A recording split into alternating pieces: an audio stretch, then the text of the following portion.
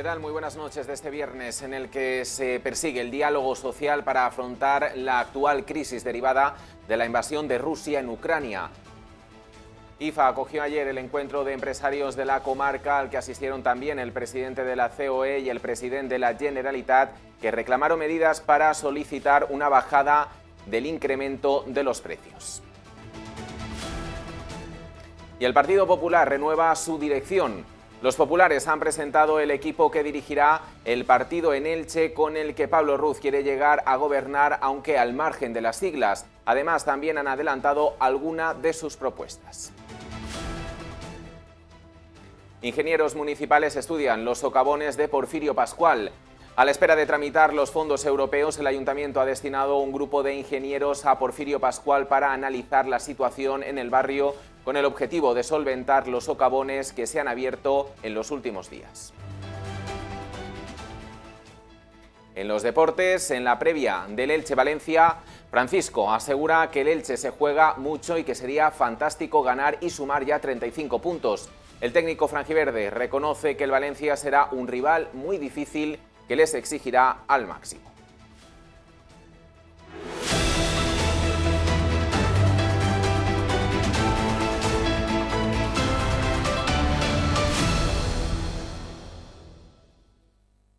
Cedelco celebró ayer en la institución ferial alicantina un encuentro al que asistió el presidente de la Generalitat, Ximo Puig, que destacó la importancia del diálogo social para afrontar la actual crisis y también generar el mejor espacio para el crecimiento económico. Al acto también acudió el presidente de la COE, Antonio Garamendi, que aprovechó para mostrar su rechazo a las protestas violentas que están llevando a cabo algunos transportistas en los últimos días. El presidente de la Generalitat, Ximo Puig, ha reivindicado la importancia del diálogo social para afrontar la actual situación de crisis provocada por la guerra en Ucrania y ha insistido en la necesidad de alcanzar acuerdos con patronal y sindicatos con el fin de generar el mejor escenario para el crecimiento económico. El presidente asistía anoche al encuentro organizado por el Círculo Empresarial de Elche y Comarca, donde ha destacado el esfuerzo empresarial y la capacidad de emprendimiento que distingue a la localidad ilicitana. Puig ha abogado por limitar el precio de la energía y ha añadido que la respuesta económica a la situación que vivimos debe articularse tanto a nivel europeo como a través del Gobierno de España y de la Generalitat, que aprovechará su capacidad competencial para desplegar todas las medidas posibles que permitan ayudar a las empresas ante la emergencia energética. Por la convivencia y eliminando todas las tensiones en un momento extremadamente difícil como el que estamos viviendo en estos momentos. Yo confío absolutamente en el empresariado de Elche, en lo que significa esta capacidad de innovación, de creatividad, de emprendimiento que hoy aquí se ve bien evidente, con ganas, con fuerza, incluso en el peor de los escenarios que tenemos y que tenemos que abordar ahora, desde un acuerdo en España, un acuerdo en Europa, que es fundamental, y también desde luego la fuerza que pueda tener el propio autogobierno de los valencianos. Al encuentro asistió también el presidente de la COE, Antonio Garamendi, que manifestó que de esta manera se mostraba el respaldo de los empresarios al Gobierno de España y de la Unión Europea en sus decisiones respecto a Rusia y, por otro lado, lamentó también el uso de la violencia en las protestas de algunos transportistas han empleado. Mire el futuro con optimismo y que superemos pues todos los problemas que estamos teniendo últimamente, ¿no? Y por supuesto hay algo que yo creo que hay que hacer y decir, y es condenar la invasión brutal de Ucrania, lo que es la falta de respeto a la libertad, a la democracia, al orden internacional, y desde luego está claro, nosotros, tanto como empresarios europeos como en el caso español, hemos dado todo nuestro apoyo, tanto a la Comisión Europea como al Gobierno, obviamente, para que se tomen las medidas que hubiera que tomar. Y por otro lado también me gustaría trasladar, aunque lo diré luego, una condena total y tajante a la violencia.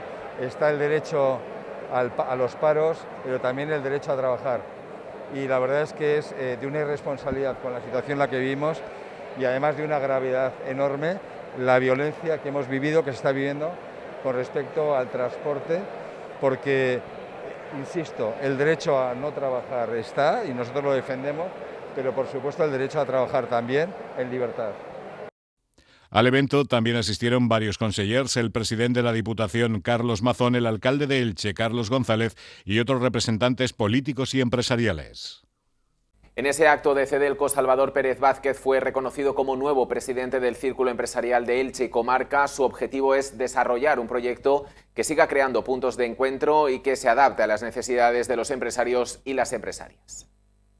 El Círculo Empresarial de Elche y Comarca nombró ayer a su nuevo presidente, Salvador Pérez Vázquez, a través de la Asamblea General Ordinaria y Electoral que organiza cada 4 años la asociación. El nombramiento se produjo por aclamación debido a que fue la única candidatura que se presentó. El nuevo presidente de la Junta Directiva de Cedelco ha agradecido a la Asamblea y en especial a la Junta Directiva el apoyo recibido al presentar su candidatura para continuar creando puntos de encuentro y para seguir adaptándose a las necesidades que los empresarios y empresarias requieren.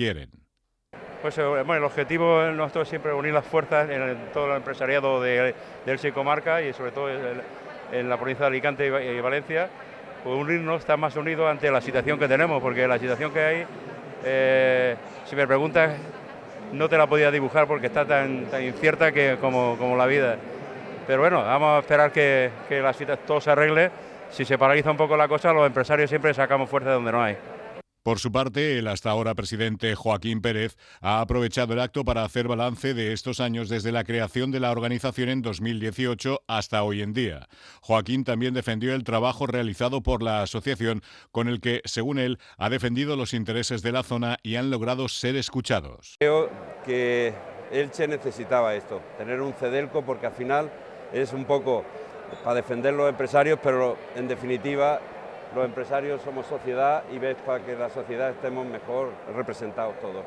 Abrimos página política. El Partido Popular ha presentado a su nueva dirección, que cuenta con caras conocidas y otras nuevas. El nuevo comité presentará a partir de verano sus propuestas para comenzar la precampaña electoral. Esta mañana Pablo Ruz, presidente local del PP, ha presentado a la nueva ejecutiva del PP local, a lo que ha declarado que se encuentran más preparados que nunca. Ruz afirma que no solo quieren llegar a la alcaldía, sino que van a transformar toda la ciudad. Pablo Ruz ha explicado que a partir de septiembre ponen en marcha la maquinaria preelectoral e irán desvelando su proyecto poco a poco. En la nueva ejecutiva en la que Pablo Ruz continúa como presidente se mantienen figuras clave como Sergio Rodríguez, que es el nuevo secretario general, Inma Mora como coordinadora general, Claudio Guilabert como portavoz y José Navarro como vicesecretario general. Se trata del núcleo duro en torno a la figura de Pablo Ruz y también se mantienen Juan de Dios Navarro como coordinador del programa electoral o Javier García Moro como presidente del Consejo Jurídico Consultivo. Entre las caras nuevas destaca Caridad Martínez como portavoz adjunta o Irene Ruiz como vicesecretaria de Comunicación. Y pensando en esa campaña, Pablo Ruz ha sorprendido esta mañana con sus palabras con las que aseguraba querer gobernar Elche, pero apartando las siglas y el ideario político. Ruz quiere construir un proyecto social y atractivo donde lo fundamental sea el equipo. El Partido Popular de Elche está elaborando su nuevo proyecto de cara a las elecciones, al mismo tiempo que la dirección nacional del partido está sumido en su proceso de reconstrucción. En las próximas semanas será Alberto Núñez Feijóo quien asuma la presidencia de los populares a nivel nacional, tras la salida de Pablo Casado, amigo cercano del actual presidente del Partido Popular de Elche, Pablo Ruz. Sin embargo, Ruz ha querido restar importancia a los movimientos que se están llevando a cabo en la directiva nacional, asegurando que su proyecto está al margen del ideario político. Es más, Pablo Ruz ha insistido en que si quieren gobernar Elche hay que apartar las siglas. Los populares en Elche apuestan ahora por un proyecto social atractivo, con menos siglas y más equipo. Si queremos gobernar la ciudad de Elche, tenemos que apartar las siglas, tenemos que apartar la... En fin, no me gusta la ideología. El ideario político, porque para gobernar una ciudad, ideario poco. Es verdad que hay asuntos que sí que son propios de las ideas, pero entendemos que para hacer un proyecto social atractivo, un proyecto transversal, menos siglas y más equipo, que de eso se trata. No quiere decir, ni muchísimo menos, que tengamos que renegar de nuestras siglas. Yo me afilié al PP con 18 años y no me iré del PP nunca.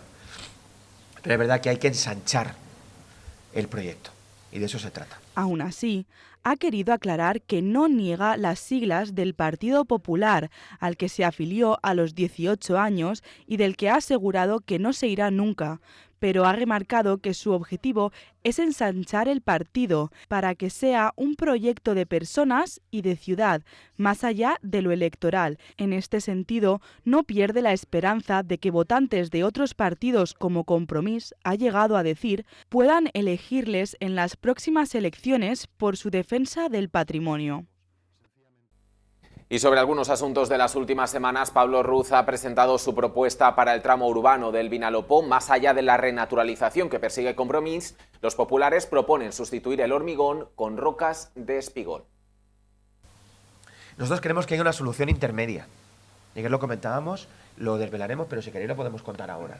Es decir, para hacer más estético toda esta parte del río, sobre el hormigón se podría pensar, o se podría plantear la ubicación de rocas de espigón. Rocas de espigón me refiero, ¿no? Rocas calizas, encajadas, que le quiten ese aspecto hormigonado al río, que es verdad que estéticamente puede parecer bastante agresivo, pero que tampoco den esa imagen o que tampoco generen problemas tan graves como puede ser eliminar el hormigón en todo el contexto. Esto es una idea que nos trasladan los ingenieros y que además puede servir para incluso seguir sosteniendo los taludes que circundan el río para evitar los desprendimientos. Pero nosotros, ahora mismo, la renaturalización, con la calidad del agua del río tan complicada y con un contexto tan difícil, pues no la compartimos. Y sobre la retirada de la cruz del Paseo de Germanías, Pablo Ruz ha asegurado que cuando gobiernen la repondrán y asegura que su gabinete jurídico está estudiando el desmontaje de la cruz planteado por el gobierno local. Nosotros compartimos la necesidad de que el Paseo de Germanías se someta a una profunda reforma, porque lo necesitan todos los espacios de expansión y de esparcimiento de la ciudad. Pero estamos absolutamente en contra de la retirada de la cruz, porque esa cruz ya no es la cruz de nadie, es la cruz de todos. Y es una cruz que ni Alejandro Soler, ni Diego Maciá, ni Manuel Rodríguez, ni Ramón Pastor tocó. Es verdad que había elementos de la dictadura que se fueron eliminados por Alejandro Soler, bien eliminados, y con esa eliminación de los elementos, esa cruz pasó a ser una cruz para la concordia. Porque en la guerra civil murieron, todos tenemos muertos en la guerra civil. Murieron personas en un bando y en otro. Y esa cruz es una cruz levantada a la memoria de todos los que en la guerra civil murieron, en Elche también. Por sus ideas los republicanos y por sus ideas aquellos que sostuvieron o apoyaron al bando nacional. Y abrir ahora, en 2022, este tipo de debates nos parece de una irresponsabilidad absoluta. Ingenieros estudian los socavones de Porfirio Pascual para garantizar la seguridad en el barrio. Mientras tanto, el Gobierno modificará el plan general para poder instalar ascensores en el exterior de los edificios, que se contemplará en la subvención que se ha solicitado a los fondos europeos. La Junta de Gobierno ha acordado hoy encargar a los técnicos municipales la revisión del Plan General para adaptarlo a la nueva ley de suelo y poder avanzar en la rehabilitación del barrio de Porfirio Pascual. Así lo ha avanzado el portavoz del equipo de gobierno, Héctor Díez, quien ha explicado que el objetivo es permitir la instalación de ascensores en el exterior de los edificios para mejorar la accesibilidad. Se han mantenido reuniones con los vecinos del barrio y con la Junta de Portavoces en busca de consenso para la rehabilitación de esta área, solicitando fondos europeos del Plan de Recuperación para regenerar tanto la trama urbana como sus edificios. Mientras llegan estos recursos, Héctor Díez ha explicado que un grupo de ingenieros del Ayuntamiento de Elche está visitando la zona para plantear actuaciones que garanticen la seguridad en la zona, donde han aparecido en los últimos días socavones de hasta 6 metros. El objetivo es realizar obras que eviten que se vuelvan a producir estos problemas. Y hace unos días, ingenieros de caminos del Ayuntamiento de Elche ya estuvieron visitando la zona con expertos en geotecnia con el propósito de poder plantear actuaciones para restablecer la normalidad en la zona y garantizar la seguridad, que es lo más importante. En este momento estamos planteando qué tipo de actuaciones hay que realizar y ver si hay que hacer algún sondeo previo, puesto lo que queremos es que cuando se reparen los dos socavones, tener las garantías de que no se van a repetir o que la reparación no va a servir para nada, y hay que garantizarlo mediante algún tipo de estudio, por pequeño que sea, fundamentalmente porque hay constancia, como ya he comentado en alguna ocasión, de que es una zona muy escarpada del río, con continuos corrimientos de tierra, y además se tiene constancia de que en el pasado hubo casas cueva en esa zona y probablemente todo esté relacionado, ¿no? Elche aprueba una intervención para mejorar la accesibilidad al autobús urbano en el Pla. El proyecto contará con una inversión de 317.000 euros cofinanciados con los fondos EDUSI. Además, también se ha sacado a licitación la mejora de zonas como la Ronda Norte. La Junta de Gobierno Municipal del Ayuntamiento de Elche ha aprobado hoy la adjudicación de un proyecto para mejorar la accesibilidad al bus urbano en la calle Pedro Juan Perpiñán, una de las calles principales del barrio del Pla. El objetivo de la intervención es mejorar los tiempos de espera y dar fluidez al tráfico, con las paradas en carril que ya se llevan a cabo en las avenidas de la Libertad o del Ferrocarril. La empresa adjudicataria será la empresa Involucra, que contará con un plazo de actuación de 4 meses y un total de 317.900 euros de presupuesto, cofinanciados por los fondos europeos EDUSI. Se trata de una intervención de accesibilidad en las paradas del bus de esta importante vía del casco urbano, que pretende, por un lado, facilitar el acceso al bus mediante el establecimiento, en este caso, de paradas en carril. Lo que se pretende, por un lado, es facilitar el acceso al bus por parte de la ciudadanía, con paradas más accesibles y apostando por, en este caso, materiales en las paradas que cumplan la normativa actual de accesibilidad mediante pavimento pododáctil. Y por otro lado, también lo que se pretende es reducir los tiempos de espera y dar fluidez al tráfico mediante la parada en carril de los autobuses, como ya hemos hecho, por ejemplo, en la Avenida Libertad o en la Avenida del Ferrocarril. La Junta de Gobierno también ha sacado a concurso público la modernización y el mantenimiento del asfalto y la señalización de diferentes zonas de la ciudad por un valor total de 2,2 millones de euros. En primer lugar, el Ayuntamiento ha licitado la reasfaltación de los 3 kilómetros de la Ronda Norte, además de la modernización del señalizado informativo de la misma zona, para adaptarla a la realidad actual de las instalaciones cercanas. En estos momentos la señalización está obsoleta y corresponde al paisaje de hace 20 años. Con esta intervención se adaptará a las nuevas instalaciones que se han implantado en la misma zona, mayoritariamente los diferentes edificios del campus de Elche de la Universidad Miguel Hernández. Por otro lado, el equipo de gobierno ha dado luz verde al proyecto de mantenimiento del asfaltado de los barrios y pedanías por un valor total de 1 millón de euros, que se dividirá en 2 lotes para atender por separado las necesidades de la ciudad y los alrededores. Se trata, por un lado, del reasfaltado de los 3 kilómetros de extensión de la Ronda Norte, de sus 4 carriles y de las rotondas, desde el pont del Bimilenari, sin incluirlo, hasta la intersección con la rotonda de la EL20. Al mismo tiempo, también la inversión contempla la modernización de toda la señalización vertical del trazado de la Ronda Norte. Como saben, desde que se puso en marcha la Ronda Norte, hace ahora en torno a 20 años, han aparecido otro tipo de infraestructuras en su entorno que son vitales para el funcionamiento de la ciudad desde el punto de vista del tráfico, pero también instalaciones tan importantes como la Universidad Miguel Hernández, que ha modificado sus accesos en la medida en que ha ido creciendo. Pues hoy terminamos con ese ciclo de entrevistas que hemos comenzado esta semana para repasar, hacer balance de estos 2 últimos años de pandemia, y lo queremos hacer también desde la perspectiva social de una asociación que estuvo ayudando precisamente en esos 2 años de pandemia a las personas que atravesaban por esa situación de vulnerabilidad. Al frente de la asociación Concienciate estaba Gorka Chazarra, sigue estando y lo tenemos esta noche con nosotros. Gorka, muy buenas noches. Muy buenas noches, muchas gracias. Bueno, te pido que te retrotraigas hace 2 años, cuando todo esto empezó, y supongo que en la asociación empezasteis a ver que era necesario poner en marcha mecanismos para poder atender a todas las familias, personas que iban a atravesar por esa situación de vulnerabilidad. Hasta prácticamente la semana previa a la declaración del estado de alarma, 80 voluntarios todas las semanas iban al asilo de San José a hacer voluntariado y a estar con las personas mayores. Para nosotros supuso en ese momento la paralización de todas las actividades semanales y, bueno, y la reconversión un poco, ¿no?, a todas las necesidades que aparecieron en la pandemia. Hicimos en los momentos más duros del mes de abril de 2020 una recogida de alimentos en la ciudad de Elche, y además de eso apoyamos al albergue provisional del Toscar, a las personas sin hogar. Hicimos unos talleres formativos con ellos, bueno, para que aprovechasen ese momento para mejorar su futuro profesional y, en definitiva, para darles una oportunidad, ¿no?, que yo creo que que ese era el objetivo, y en eso se volcaron cantidad de voluntarios jóvenes, estuvieron en esos supermercados, estuvieron dando vueltas recogiendo todos esos alimentos con furgonetas y estuvieron en esos talleres formativos con las personas sin hogar y apoyándoles a muchas de ellas a aprender a leer y a escribir, y a otras pues a hacer un currículum y a ensayar una entrevista de trabajo.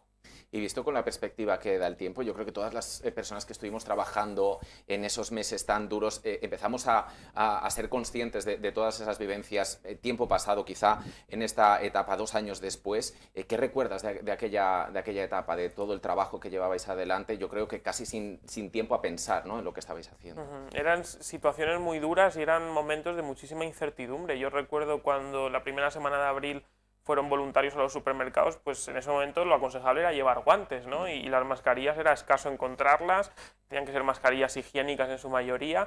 Bueno, no sabíamos ante qué nos enfrentábamos, pero sí que había mucho miedo, ¿no? Y yo creo que ahí los voluntarios y voluntarias de Conciencia T, como los de otras entidades, pues demostraron una valentía muy grande al ponerse a disposición de ayudar y lanzarse, bueno, en unas calles que en ese momento estaban vacías. Recuerdo muchísimas situaciones de vulnerabilidad, tanto de personas sin hogar que llegaban a ese albergue del Toscar y que venían con lo puesto, ¿no? Y ante una situación pues de carencia, porque habían perdido por completo los entornos en los que se movían, la gente ya no estaba en la calle, habían perdido esa ayuda bueno, pues que damos a mucha gente que vemos durmiendo en la calle. Y sobre todo recuerdo a muchas familias a las que íbamos a entregarles esos lotes de alimentos, esos lotes de emergencia en ese momento, y eran familias que tenían su trabajo, que llevaban su vida, pero que bueno, pues que en algún momento se nos pide que tiremos de ahorros, y hay familias que no tienes, ¿no?, esos ahorros para poder subsistir 2 o 3 meses sin recibir ningún tipo de ingreso. Así que eran situaciones muy complicadas y mucho más cercanas de lo que podíamos imaginar en ese momento. Es que llamaba la atención, nosotros que estuvimos recorriendo y también atendiendo informativamente muchos de los puntos que se fueron creando, decíais muchos de los responsables que muchas de las familias que llegaban a pedir esa ayuda eran familias que antes, unas semanas antes, tenían su trabajo, tenían su estabilidad y que por la llegada de la pandemia se habían quedado sin nada. Yo creo que esas historias quizá eran las más duras, ¿no?, porque ya veníais atendiendo a personas que conoceríais, de personas en situación sin hogar, personas en riesgo de vulnerabilidad, pero estas familias llegaban de nuevo con una situación hace semanas bastante estable. Eran personas que tenían su vida estable, normal, como cualquiera de nosotros, y que sin embargo todo eso se rompió en ese momento en el que se decretó el estado de alarma y en el que perdieron su trabajo, ¿no?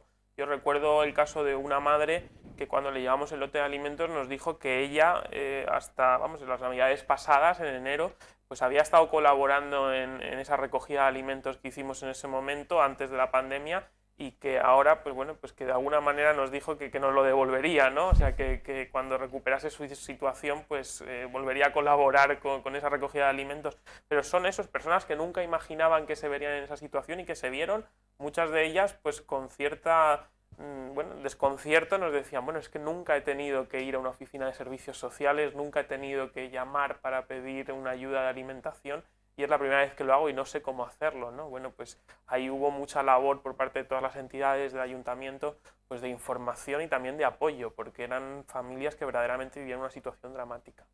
Y con 2 años después, en esta situación ahora mismo, ¿cómo son las vidas de muchas de esas familias que conocisteis en aquel momento, que pasaban y atravesaban por esa situación delicada? ¿Cómo es la vida de esas familias ahora mismo? ¿Han conseguido reponerse de alguna manera?